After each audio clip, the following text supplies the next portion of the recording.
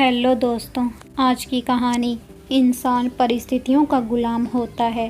पुराने समय की बात है। एक दिन राजा अपने मंत्री के साथ अपने राज्य का हाल चाल निकलते हैं। वो देखते हैं कि एक किसान पथरीली और ऊबड़-खाबड़ वाली ज़मीन पर गहरी नींद से सो रहा था। उस किसान को देखकर राजा अपने मंत्री से कहते हैं कि जरा इसे देखो, ये बेचारा इस असुविधापूर्ण स्थिति में भी कितनी शांति से सो रहा है, और हम हैं कि जो कि इतनी अच्छी सुविधाओं के बावजूद भी अगर थोड़ी भी अड़चन आए तो ठीक से सो नहीं पाते हैं। मंत्री ने कहा, महाराज, ये किसान अब इस परिस्थितियों में ढल गया है, इसीलिए वो अच्छे से सो रहा है। अब उसने अपनी इसी ज़िंदगी को अपना लिया है। मनुष्य का शरीर बहुत ही कठोर होता है। उसे जैसा व्यवस्थितता मिलती है वैसे ही वो अपने आप को उन परिस्थितियों में ढाल देता है। राजा ने अपने मंत्री से कहा कि मुझे यह बात सच नहीं लगती है। राजा ने कहा कि हमें इसकी परीक्षा लेनी होगी। उस किसान की परीक्षा लेने के लिए वो उसे अपने साथ राजमहल में ले जाते हैं। यहाँ पर राजमहल में उसके लिए हर तरह की सुख सुविधा की व्यवस्था की जाती है।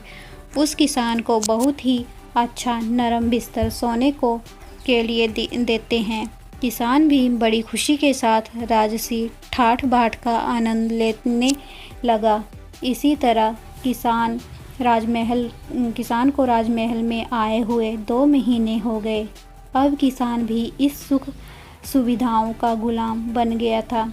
इसी बीच एक दिन मंत्री ने चुपके से किसान के बिस्तर में कुछ पत्ते और तिनके रख दिए। किसान को तो अब इन सब सुख सुविधाओं की आदत लग गई थी, इसीलिए वो बिस्तर में ऐसे पत्ते और तिनके रखने की वजह से सारी रात करवटें बदलता रहा।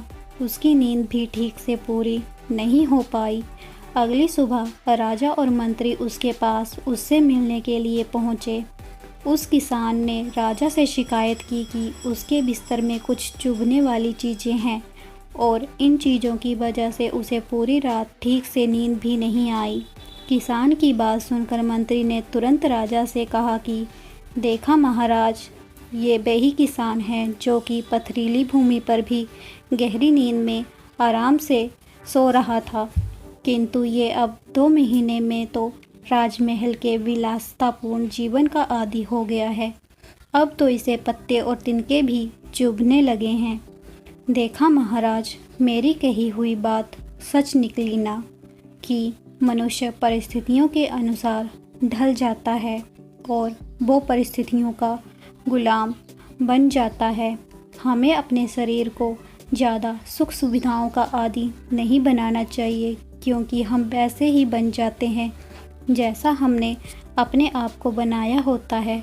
अगर हमें ज़रूरत से ज़्यादा सुख सुविधाएं मिल जाती हैं तो हम कभी भी उन सुख सुविधाओं वाली परिस्थितियों के बिना नहीं रह पाते हैं। अगर आपको हमारी कहानी पसंद आई हो तो कहानी को like, share, comment and subscribe करें। धन्यवाद।